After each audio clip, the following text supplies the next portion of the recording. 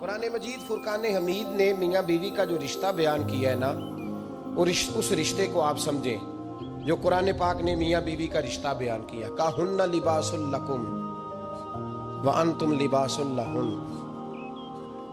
فرمایا بیویاں تمہارا لباس ہیں اور تم ان کا لباس ہو، وہ تمہارا لباس ہے اور تم، اللہ اکبر، کیسا خوبصورت لفظ قرآن پاک نے، ہن لباس لکم وانتم لباس لہن، فرمایا وہ تمہارا لباس ہے اور تم، سمجھ آ رہی ہے نا جی بات کی، وہ تمہارا لباس ہے اور تم ان کا لباس ہو۔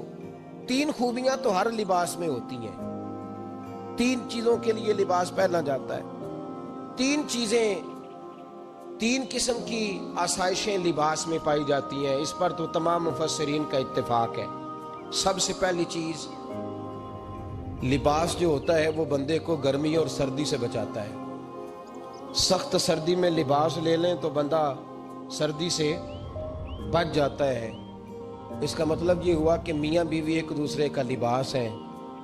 اگر بیوی کی طرف کوئی تکلیف آتی ہے تو میاں اس کو بچاتا ہے، اور اگر میاں کی طرف کوئی تکلیف آتی ہے تو عورت اس کو بچاتی ہے۔ میاں بیوی ایک دوسرے کا لباس ہے۔ لباس کیا کرتا ہے؟ لباس آدمی کے عیب چھپاتا ہے، اس کے وجود پر کتنے دھبے ہیں، کتنے نشان ہیں، وہ سارے چھپا لیتا ہے لباس۔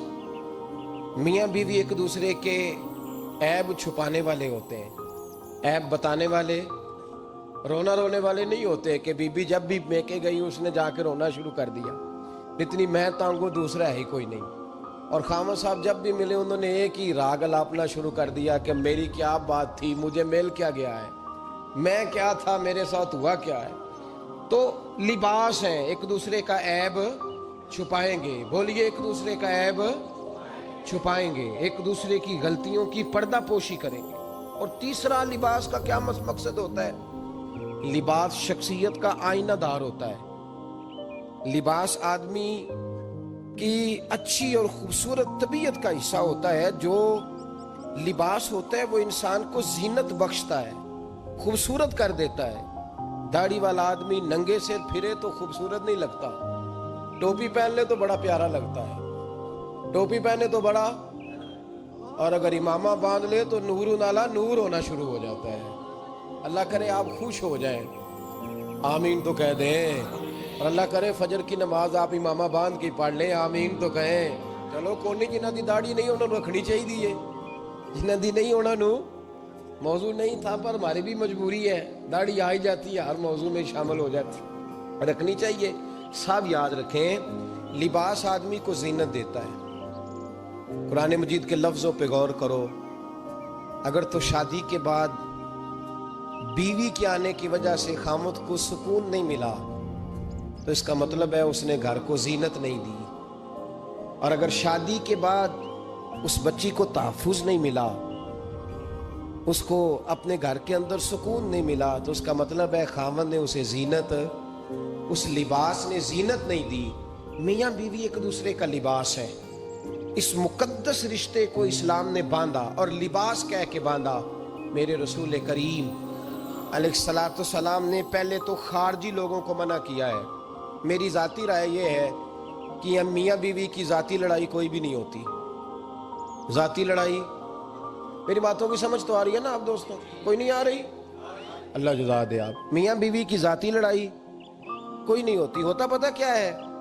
لڑکے سے پوچھیں کہ بتائے جناب کیا حال ہے، تو کہتے ہیں بیوی میری صحیح ہے، اس کے گھر والے نہیں صحیح۔ سنا ہے آپ نے بھی کبھی یہ لفظ؟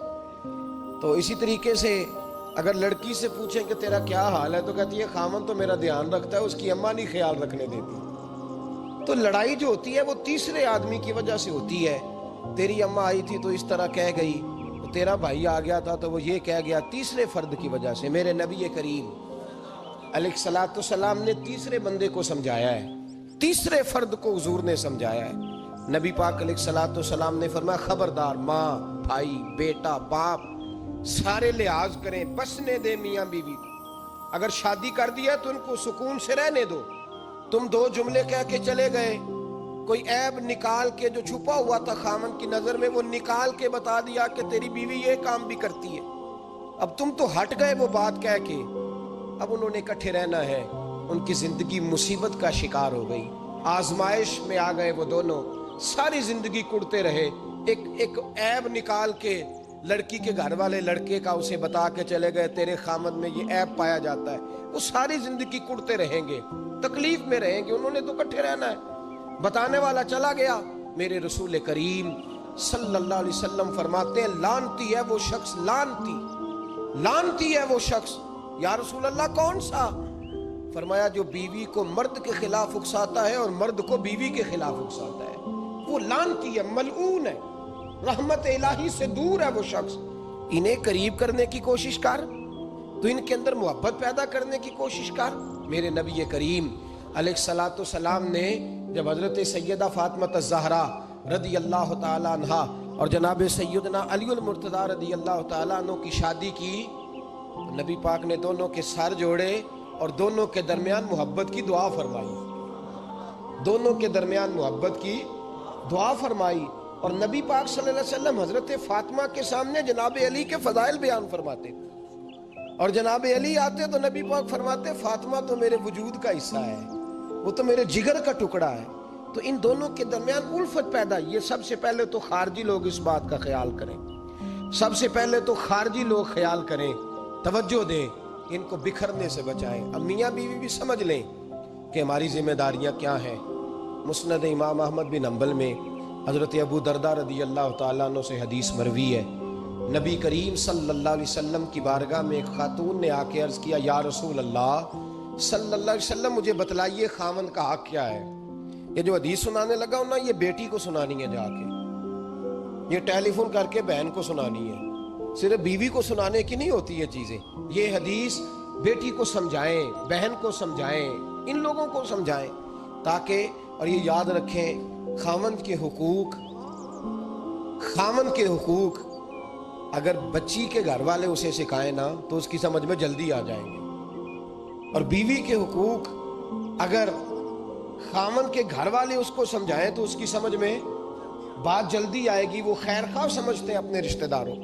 یہ والی حدیثیں ان لوگوں کو سنانی چاہیے جن لوگوں کا بچہ ہے یا بچی ہے، متعلقہ آدمی حقوق بیان کرے۔ جب متبادل چیز کسی کے سامنے آتی ہے تو وہ کئی دفعہ سمجھتے ہیں کہ خلوص اس میں پورا نہیں پایا جاتا۔ حضرت ابو درداء رضی اللہ تعالیٰ عنہ فرماتے ہیں ایک خاتون حضور کی بارگاہ میں آئی، عرض کرنے لگی یا رسول اللہ صلی اللہ علیہ وسلم میں نکاح کرنا چاہتی ہوں، شادی کرنا چاہتی ہوں، مجھے بتلائیے خاوند کا حق کیا ہے، اگر تو میں ادا کر سکتی ہوں تو میں نکاح کروں، ورنہ میں اس کام سے بچوں۔ میرے نبی کریم علیہ الصلوۃ والسلام نے فرمایا بی بی اگر خاوند کے ناک سے رینٹ نکلے، ریشہ نکلے، پیپ بہے اس کی ناک سے، اور بی بی اپنی زبان سے وہ صاف کر دے تو پھر بھی اس کا حق ادا نہیں ہوتا۔ حضرت ابو درداء کہتے ہیں آنکھ کھول کے اس عورت نے دیکھا تو میرے نبی پاک نے اگلے جملے ارشاد فرمائے، حضور نے فرمایا تو ان باتوں میں حیرت کر رہی ہے، میں اگر خدا کے علاوہ کسی کو سجدے کا حکم دیتا تو میں عورت کو کہتا اپنے خاوند کو سجدہ کرے، میں اس کو کہتا یہ کام کرے۔ میرے رسول کریم علیہ الصلوۃ والسلام نے حقوق کا تعین فرمایا، حقوق کا تعین فرمایا، اور نبی کریم صلی اللہ علیہ وسلم نے فرمایا جو عورت اس حال میں مر گئی، اس حال میں دنیا سے گئی کہ اس کا خاوند اس سے راضی تھا، اس کا شوہر اس سے راضی تھا، اس کا گھر والا اس سے مطمئن تھا، تو میرے نبی پاک فرماتے ہیں جب دنیا سے جائے گی تو رب کریم جنت کا دروازہ کھول کے فوراً ہی جنت میں داخل فرما دے گا، اس کو بغیر روک ٹوک جنت دے دی جائے گی۔ شرط یہ ہے کہ وہ جب دنیا سے جائے تو اس حال میں جائے کہ اس کا خاوند اس سے شکوے نہ کرتی پھرے، شکایتیں نہ کرتی پھرے، شکایتیں نہ کرے۔ ہمارے زمانے میں شکایتیں ہوتی ہیں اور خواتین عورتیں اس بات کو سمجھتی نہیں کہ اللہ نے جو میرے نصیب میں رکھا تھا اور جو خاوند رب نے میرے لیے پسند کیا تھا وہ اللہ نے مجھے عطا فرما دیا ہے۔ وہ شکوے کرتی ہیں، شکایات کرتی ہیں، اور دوسری عورتوں کو سامنے رکھ کے وہ فلاں کے حصے میں یہ چیز آئی، فلاں کے حصے میں یہ چیز آئی، فلاں کا خاوند یوں کرتا ہے، شکوہ کرتی ہیں۔ میرے رسول پاک علیہ السلام نے فرمایا عورتیں کثرت سے جہنم میں جائیں گی، کثرت سے۔ تو ایک صحابی رو پڑے، ایک حدیث میں لفظ یہ ہے رو پڑے، عرض کرنے لگے یا رسول اللہ وہ ہماری مائیں بھی ہیں، بیٹیاں بھی ہیں، بہنیں بھی ہیں، حضور جہنم میں جائیں گی؟ नबी पाक सल्लल्लाहु अलैहि वसल्लम ने फरमाया एक तो वो ऐब जोई करती हैं, गीबतें करती हैं, दूसरा रब का शुक्र अदा नहीं करती, और तीसरा फरमाया अपने खामन का भी शुक्रिया अदा नहीं करती, बात बात पे नाशुक्री करती हैं, बात बात पे नाशुक्री करती, इस सबब से जहन्नम में जाएंगे। औरत के हुकूक का तायुन फरमाया, और साथ ही मेरे रसूल पाक अलैहिस्सलाम ने मर्द की तरफ तवज्जो फरमाई, और क्या खूबसूरत लफ्ज़ इरशाद फरमाए, फरमाया तुम में हर आदमी अपने आप को अच्छा समझता और अच्छा कहता है, हर आदमी कहता है, लेकिन कोई अगर मुझे आके पूछेगा कि महबूब आपकी उम्मत में अच्छा कौन है, तो हुजूर फरमाते हैं मैं उसे अच्छा समझूंगा जो अपने घर वालों के हक में अच्छा है, जो अपनी बीवी खैरुकुम लिअहले, तुम में से बेहतरीन वो है जो अपने घर वालों के लिए अच्छा है। और फरमाया जाओ मेरे घर जाके पूछ लो, वाना खैरुकुम लिअहली, मैं तुम सबसे ज्यादा बढ़कर अपने घर वालों के लिए अच्छा हूं, तुम में बेहतरीन वो है जो अपने घर वालों के लिए, बाल बच्चों के लिए, बीवी के लिए अच्छा है। रसूल करीम अलैहिस्सलातु सलाम ने खामन को हुक्म दिया और इरशाद फरमाया कि औरत टेढ़ी लकड़ी है, बेचारी को अल्लाह ने अकल पूरी नहीं दी। एक बच्चा छोटा होता है, हमें पता होता है कि इसका शऊर पूरा नहीं, अगर कोई गलती करे तो क्या उसे निकाल दिया जाता है घर से? बोले, छोटा बच्चा है, वो कई दफा बड़ा नुकसान कर देता है, आप क्या कहते हैं? उसे मारते हैं, कुल्हाड़ी ले आते हैं उसके लिए? इस तरह करना चाहिए, उसके अब्बे को बुला लेना चाहिए, बेइज्जती करनी चाहिए पंचायत में बिठा के कि ये गलती की है तेरे बच्चे ने। भाई दादा ये काम करता है? बोले ना, क्यों नहीं करता? वो कहता है हमारा बच्चा ना समझ है, अपना पोता है, हमारा अपना है, अगर हम इसका ऐप बाहर निकालेंगे तो बड़ा काम गलत हो जाए। लेकिन वही अब्बा जी जब बहू कोई गलती कर बैठती है तो पंचायत बुलाते, लोगों के सामने महाज़ अल्लाह ताला बड़ी कड़वी कुसैली बातें करते, ऐसी ऐसी बातें करते हैं कि जो उनकी बेटी के बारे में कही जाए तो वो कभी पसंद ना करें। इतने सख्त जुमले कहे जाते हैं, बेटी वाले को रुसवा किया जाता है। मेरे नबी करीम अलैहिस्सलातु सलाम ने फरमाया ये टेढ़ी लकड़ी है, बेचारी को अल्लाह तबारक व तआला ने अपनी हिकमत के तहत अकल आदी अता फरमाई है। तुम अगर चाहोगे सीधी करना तो ये टूट जाएगी, सीधी नहीं होगी। हुजूर क्या करें? फरमाया इसके साथ गुजारा करो, अल्लाह तुम्हें अजर अता फरमाएगा, इसके साथ वक्त गुजारो, अल्लाह तुम्हें उसका, ये जहन बनाना चाहिए खामन को कि ये, और खामद की जिम्मेदारी है। आला हजरत रहमतुल्लाह अलैह ने फतावा रज़विया की 24वीं जिल्द में बित-तफ़सील लिखा है। आप फरमाते हैं खामद की जिम्मेदारी औरत को कपड़ा फराम करना, रोटी फराम करना, रहने के लिए घर देना, नान नफ़के का ख्याल करना। और आप फरमाते हैं अगर वो मुतालबा करे तो हफ्ते में एक दिन उसके माँ बाप से मिलाने भी ले जा सकता है। हफ्ते में जी कोई नहीं बोल दे तुसी, हफ्ते च नहीं, ये नहीं सही लफज, हर हफ्ते ऐ सौख है। कदों मिलान खड़ना है? भावें ना बोलो, गल जी सच्ची हो तो सच्ची है। मिलान कदों ले जाना है? अच्छा, अपनी अम्मा नूं रोज मिलता है सवेरे शाम, तो वो कहती मैनू भी अम्मा नूं मिला लिया, तो कहता रोज नहीं जाइदा, तो तुम भी ना मिल अपनी अम्मा नूं रोज। भाई देखे ना, आला हजरत फरमाते हफ्ते में एक दफा माँ बाप से बोले। बेटी का प्यार माँ बाप से ज्यादा होता है कि बेटे का? ना तो सारे पता है, यानी तुसी घट कर दे हो ना, तां बेटी का नाम लिया जे। सही बात कर रहा हूं? तो जिसका प्यार ज्यादा है उसको रोक दिया, कहते नहीं रोज नहीं जाइदा, साल बाद जाई। बल्कि उनते अल्लाह खैर करे, अल्लाह पाक फजल करे, दामाद साहब की इज्जत ही नहीं ना होती, उसको आंखों पे भी उठाए तो कहते तेरे घर दे मेरी इज्जत नहीं करते। पता नहीं हुण तू इज्जत भाईया केड़ी शै दा नाम रखिया, वो केड़ी है जिहड़ी तेनू चाहिदी है, अल्लाह ही बेहतर जानता है। इज्जत नहीं करते तो लिहाजा मेरा प्रोटोकॉल नहीं, फूल लेके खड़े नहीं होते गली में, वो बाहर नहीं निकलते, वो इश्तिहार नहीं छापते कि दामाद साहब आ रहे हैं। और वैसे भी मैं कहाँ जाऊँ, मतलब ये कि चिप्स भी नहीं है, उन्होंने संगे मार्बर भी नहीं लगवाया हुआ, तो मैं कैसे जाऊँ, मेरी शान के खिलाफ। आला हज़रत फरमाते हर हफ्ते वो बेटी जो है, तो बेटियां बेटियां होती हैं। और ये तो उस दिन पता चलता है ना जब अपनी बेटी बंदा डोली में डालता है, फिर पता चलता है कि दिल करता है हर हफ्ते उसको मिलने को, दिल करता है कि वो आए, चेहरा दिखाए, एक दफा मिल जाए, हर हफ्ते उसको मिलवाने लेके जाए, उसकी गलतियां माफ करे, उसके आबों पे पर्दा डाले, उसकी कोताहियों का ख्याल करे, उससे दरगुजर करे। میرے نبی کریم صلی اللہ علیہ وسلم نے فرمایا میں اپنی امت کو حکم دیتا ہوں کہ اپنی بیوی سے بغض نہ پالنا، بغض نہ پیدا کرنا. کوئی غلطی کرے تو بغض نہ پیدا کرنا، بغض نہ رکھ لینا سینے میں کہ تو ہے ہی ایسی، تو ہے ہی، بغض نہ پالنا. اور کیا خوبصورت لفظ ہیں حضرت خدیجہ الکبریٰ کے سرتاج کے، اور کیا لفظ ہیں جناب سیدہ آمنہ کے لال کے. میرے نبی پاک فرمانے لگے اگر تمہیں اپنی بیوی کی کوئی عادت ناپسند ہے تو غور کر لو، ڈھونڈ لو، اس میں ایسی بھی عادت تمہیں ضرور مل جائے گی جو تمہیں بڑی پسند ہوگی. ڈھونڈ لو، غور کر لو، مل جائے گی. کوئی ایسی بھی مل جائے گی جو تمہیں بڑی پسند ہوگی، وہ بھی تمہیں مل جائے گی. ڈھونڈو تو صحیح، تلاش تو کرو. بغض کی اینک نہ لگانا، بغض کی اینک لگا کے دیکھو گے تو کچھ نہیں ملے گا. نبی رحمت سید عالم صلی اللہ علیہ وسلم، پہلی بات یہ ہے کہ اللہ کے حبیب نے تعین فرمایا، اور پھر عملی طور پر حضور نے وہ چیزیں کر کے دکھائیں. طبیعتوں کی، مزاجوں کی سختی، دوسروں کے بارے میں ڈاٹے جذبات، ہمارے رویے ڈاٹے، ہماری طبیعتیں سخت. حضرت عبداللہ ابن مسعود رضی اللہ تعالیٰ عنہ نے ایک شخص کو جنازے کے موقع پہ ہنستا ہوا دیکھ لیا، فرمایا آج کے بعد تیرے ساتھ کلام نہیں کروں گا. جس کا جنازہ دیکھ کے بھی دل نرم نہیں ہوا اور قبرستان دیکھ کے بھی دل نرم نہیں ہوا، وہ تو سخت دل بندہ ہے. سخت دل بندے سے دوستی کبھی نہیں رکھوں گا، میں تو درد دل والوں سے پیار کروں گا. تیرے ساتھ میں کلام نہیں کرتا. تو کس طرح کا شخص ہے بھائی جسے یہاں کے بھی ہنسی آ رہی ہے، مذاق سوچ رہا ہے؟ تو دل کی نرمی. میرے نبی پاک صلی اللہ علیہ وسلم نے نا دل پر، ہم نے نا کپڑوں پر بڑی محنت کی،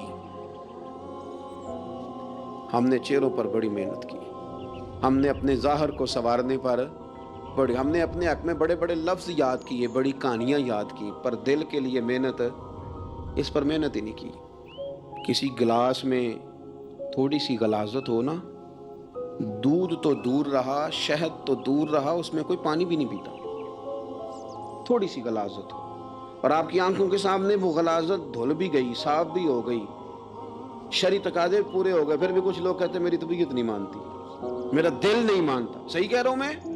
او بھائی اتنی سی غلاظت گلاس میں تھی اور سادہ پانی نلکے کا، تو اس میں پینا پسند نہیں کرتا. اور اگر دل غلاظت سے بھرا ہو تو رب کی محبت وہاں آئے گی، خدا اپنا قرب وہاں رکھے گا. کسی سے جلنا، کسی سے حسد کرنا، کسی کے بارے میں عداوت رکھنا، کچی بولیاں بولنا. اور اب تو اتنا عجیب حال ہو گیا، جماعتیں جماعتوں کے بارے میں برا خیال کرتی ہیں. خانقاہ اور آستانوں کا یہ حال ہے کہ سبق پڑھایا جاتا ہے دوسرے کے خلاف. بس ہم ٹھیک ہیں، یہ تصوف ہے کہ نیرا تو ٹھیک ہے. طریقت تو یہ تھی کہ میں ٹھیک نہیں، باقی سارا زمانہ ٹھیک ہے. تو کس چکر میں پڑا ہوا ہے؟ اعلیٰ حضرت فاضل بریلوی رحمۃ اللہ تعالیٰ علیہ کے ایک درویش تھے، تو فاضل بریلوی رحمۃ اللہ سے کہنے لگے میں نے مرید ہونا ہے. فرمانے لگے پتر جلدی نہ ہو، جا سارا زمانہ دیکھ، اگر کوئی میری طرح کا مل گیا، مجھ سے بہتر مل گیا تو پھر میرے ساتھ وعدہ کر وہیں رہ جانا. ہاں اگر تیرے خیال میں نہ ملا تو پھر آنا. جا گھوم زمانہ دیکھ. یہ کیا بات ہوئی؟ کیا آپ نفی کرنے لگے سارے زمانے کی اور کہیں صرف میں ہی ٹھیک ہوں، فقط میں ہی ٹھیک ہوں؟ یہ طریقت ہے؟ اور تصوف والے تو لوگ یہ کہا کرتے تھے میں تے بندہ ٹھگ جے لوکو، میں تے بندہ چور، اور جس دا خلقت کلمہ پڑھ دی او محمد ہور.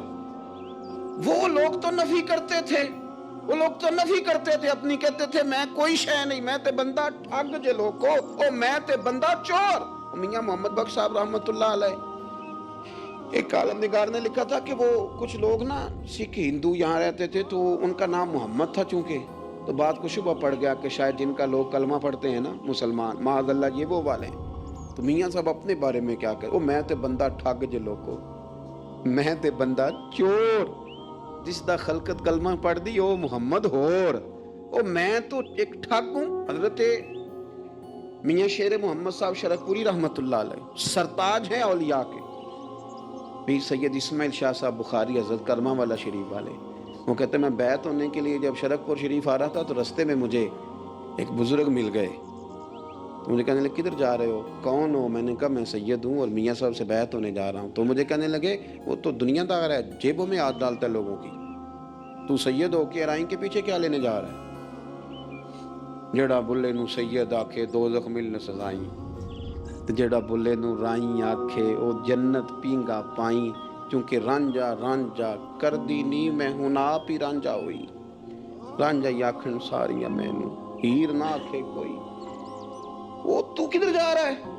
کہتے ہیں میں نے کہا بابا زیادہ باتیں نہ کر ناراض ہو جاؤں گا. کہتے ہیں بابے نے کئی دفعہ راستے میں مجھے منع کیا نہ جانا فلانی جگہ چلا جا فلانی جگہ, لیکن میں چلا گیا. میری طلب صادق تھی. جب میں باہر جا کے بیٹھا تو اندر سے بلاوا آیا کہ میاں صاحب نے بولا. اندر گیا تو یہ تو وہی بابا جی ہیں جو مجھے روک رہے تھے. تو میاں جی خود ہیں حضرت میاں صاحب. کہنے لگے بیلیا تینوں بڑا موڑیا پر تو مڑیا ہی نہیں. وہ تو روکتے تھے, اپنی نفی کرتے تھے. دل صاف دوسرے کے بارے میں, نظریہ صاف, کسی کے بارے میں خیر کا جملہ, کسی کی وکالت کرنا, کسی کا عیب چھپانا, کسی کے بارے میں اچھے لفظ بولنا, یہ مومن کی شان ہے.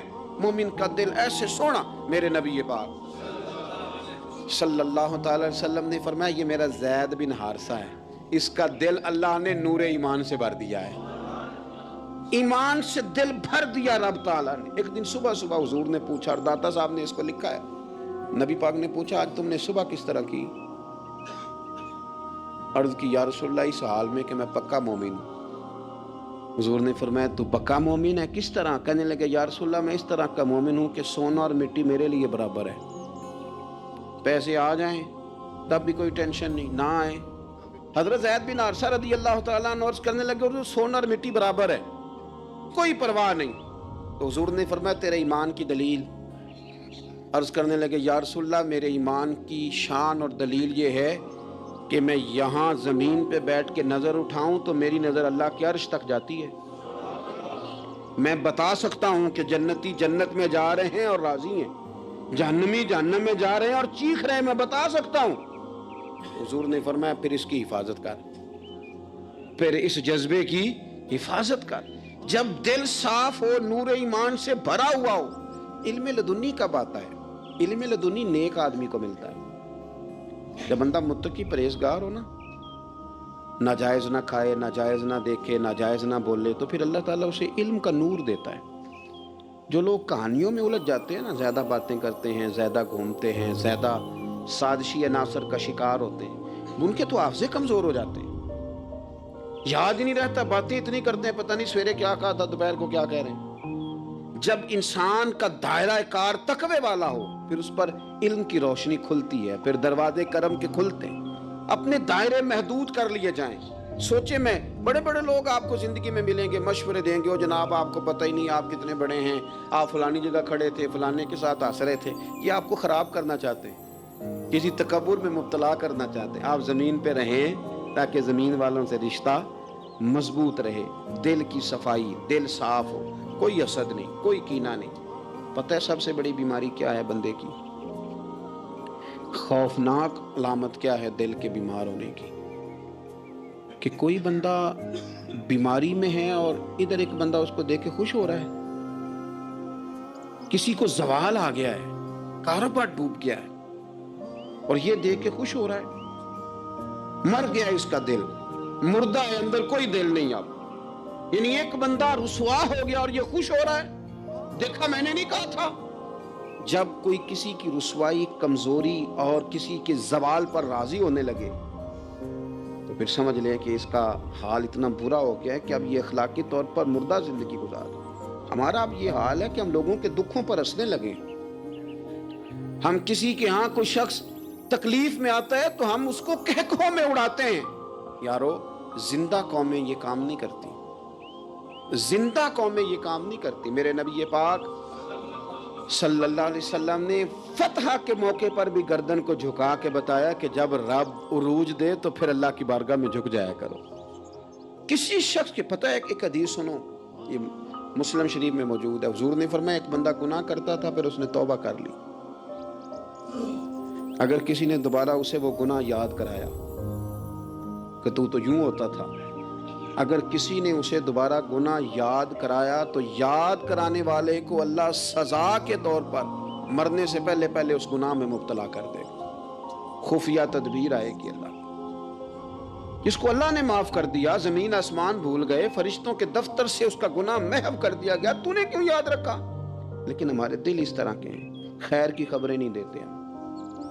ہم خیر کی خبر نہیں دیتے, مثبت بات نہیں کرتے. ہمارے رویے دوسروں کے بارے میں سخت ہیں. یعنی बहू से दामाद से इख्तलाफ हो गया, फिर उसने माफ़ी मांग ली, फिर हमने माफ़ कर दिया, फिर 1 साल के बाद दोबारा लड़ाई हुई, तो पिछली बात दोबारा याद करनी चाहिए थी, उसकी तो माफ़ी दे दी थी आपने, लेकिन आपने फिर याद कर ली वो बात। इसका मतलब है आपने सुलह की थी, दिल साफ नहीं किया था। दिल जब आप साफ कर ले और फिर मामला खत्म हो गया, फिर आप फिर निकाल फेंके सारी चीजें। मुस्नद इमाम अहमद बिन हंबल में हदीस है, हजरत अनस बिन मालिक रदी अल्लाह तआला अन्हु कहते हैं मैं भी बैठा था, हजरत अब्दुल्लाह इब्न अमर रदी अल्लाह तआला अन्हु भी हुजूर की बारगाह में बैठे थे। नबी पाक सल्लल्लाहु तआला अलैहि वसल्लम ने फरमाया अभी एक शख्स तुम्हारे पास आने वाला है, तैयारी कर लो, आने वाला जन्नती है। कहते हैं एक शख्स अंदर दाखिल हुआ तो सादा सा बंदा, दाढ़ी से पानी के कतरे गिर रहे, जूते हाथ में पकड़े या बगल में दबाए, वो आ गया, हुजूर से बातचीत की, चला गया। हम बड़े खुश थे कि कमाल नहीं हो गया, जिसको हुजूर ने दुनिया में जन्नत की बिशारत अता कर दी। अगले दिन उसने इत्तेफाक हम उसी जगह उसी हाल में बैठे थे कि फिर महबूब ने फरमाया भी एक बंदा आने लगा, जन्नती है। कहते हैं वो बंदा आया तो देख के हैरान हो गए, ये तो वही कल वाला ही बंदा है। उसी तरह दाढ़ी से पानी के कतरे गिर रहे हैं, जूते उसकी बगल में आके बैठ गया। तीसरे दिन अल्लाह की कुदरत हम वहीं बैठे थे, फिर हुजूर ने फरमाया बंदा आने लगा, ज़ियारत कर लो, तैयारी कर लो, बंदा जन्नती है। वही बंदा आया जो पहले 2 दिन आया था। हज़रत अब्दुल्लाह इब्न अमर कहते हैं कि वो हुजूर से कोई बातचीत करके जाने लगा तो मैं उसके पीछे हो गया। मैंने उसको जाके सलाम के बाद कहा कि यार मैं तेरा मेहमान बनना चाहता हूँ, 3 रातों के लिए रख लोगे? अब मोहल्ला भी एक, शहर भी एक। उसने कहा जी ठीक है, आ जाएं, जो मेरे पास रूखा सूखा होगा पेश कर दूंगा। फरमाते हैं 3 रातें 3 दिन मैं उसके पास रहा। मैं जानना चाहता था कि कौन सी ऐसी इबादत करता है, इसकी वजह से 3 दिन हुजूर ने जन्नत की बिशारत इसके लिए दी, ऐलान फरमाया। कहते हैं मैंने कोई गैर मामूली चीज नहीं उसके अंदर देखी, कोई अनोखी इबादत नहीं देखी। इशा पढ़ता, फजर तक सोया रहता, मैं तहज्जुद के वक्त उठता, नफल पढ़ता। 3 रातें ये होता रहा। हाँ, जब वो करवटें बदलता तो अल्लाहु अकबर कहता, बाकी वो सोया है, फजर में उठा है। सदका भी वो खास नहीं उसने दिया, खैरात भी मैं उससे ज्यादा करता रहा, मुझे कोई खास चीज नजर नहीं आई। तीसरे दिन मैं जाने लगा तो मैंने उसे कहा यार सुन, मुझे कोई ज़रूरत नहीं थी तेरे घर में क़याम करने की, मेरा घर करीब ही है। वो तो कमाल ये है कि नबी करीम अलैहिस्सलाम ने अपनी ज़ुबान ने फैज़ तर्जुमान से, यानी वो ज़ुबान जिसको सब कुन की कुंजी कहें, उसकी नाफिज हुकूमत पे लाखों सलाम, हुजूर ने 3 दिन तुझे मुसलसल जन्नती कहा है। मैं तो देखने आया था कि तेरे अंदर कोई अमल हो तो मैं भी वो शुरू करूं। तो वो कहने लगा यही है जो आपने देख लिया है, फ़र्ज नमाज ही पढ़ता हूँ, रूटीन के काम ही करता हूँ, कोई ख़ास चीज़ तो मेरे पास कोई नहीं। हज़रत अब्दुल्लाह इब्न अमर फरमाते हैं मैंने तो समझा कि मैं तो इससे ज़्यादा खैर के काम करता हूँ। अब मैं सोचता हुआ वहां से निकलने लगा कि फिर क्या खास बात है जो नबी पाक ने 3 दफा इसे जन्नती कहा है। जब मैं निकलने लगा ना, दरवाजे पे मुड़ने लगा तो उसने आवाज दी, कहा यार सुनो, एक बात याद आई है। मैंने कहा वो कौन सी? कहने लगा यार जब से बालिग हुआ हूं ना, जब से अल्लाह ने तौफीक इस्लाम दी है, मैंने जब भी अपना दिल देखा है ना, जब भी मेरे दिल में किसी के लिए हसद कोई नहीं। और कुरान मजीद का हुस्न देखे, ये नहीं फरमाया बंदे डर जाते हैं, वाजिलत कुलूबुहुम, उनके दिल डर जाते हैं, उनके दिलों पर हैबत तारी हो जाती, डर जाते हैं। वइज़ा तुलियत अलैहिम आयातुहु ज़ादतहुम ईमाना। और फरमाया जब अल्लाह की आयतें उन पर तिलावत की जाती हैं तो उनका ईमान तरक्की पा जाता है। अल्लाह का जिक्र हो तो दिल डर जाते हैं, कुरान मजीद पढ़ा जाए तो ईमान तरक्की पजीर हो जाता है, मजबूत हो जाता है। उसके अंदर अल्लाह तबारक व तआला कैफ में इजाफा कर देता है। ये साहिब ईमान आदमी की शान है। और फरमाया ये लोग कौन है? व अला रब्बिहिम यतवक्कलून, ये वो लोग हैं जो भरोसा अपने रब पर करते हैं, सारी उम्मीदें सारी आरज़ूएं अपने मालिक से वाबस्ता करते हैं। इनका सारे का सारा एतमाद अपने मालिक करीम पर होता है। ये मोमिनों की शान है। और फिर इरशाद फरमाया अल्लज़ीना युकीमूनस्सलाता व मिम्मा रज़क़नाहुम युनफ़िकून, ये वो लोग हैं जो नमाज कायम करते हैं और जो कुछ हमने उन्हें दिया है उसमें से अल्लाह की राह में खर्च करते हैं। एक तो इनके दिल डर जाते हैं अल्लाह के जिक्र से, दूसरा ये कि जब कुरान मजीद की आयात तिलावत की जाती हैं तो ईमान तरक्की पाता है, तीसरा ये कि ये लोग अपने रब पर भरोसा करते हैं, چوتھا یہ کہ نماز کو قائم کرتے، الذین یقیمون الصلاۃ، نماز قائم کرتے ہیں اپنے ظاہری اور باطنی تمام آداب کے ساتھ، نماز پابندی سے ادا کرتے ہیں، مما رزقناہم ینفقون، اور جو ہم نے ان کو دیا ہے اس میں سے خرچ کرتے ہیں ہماری راہ میں۔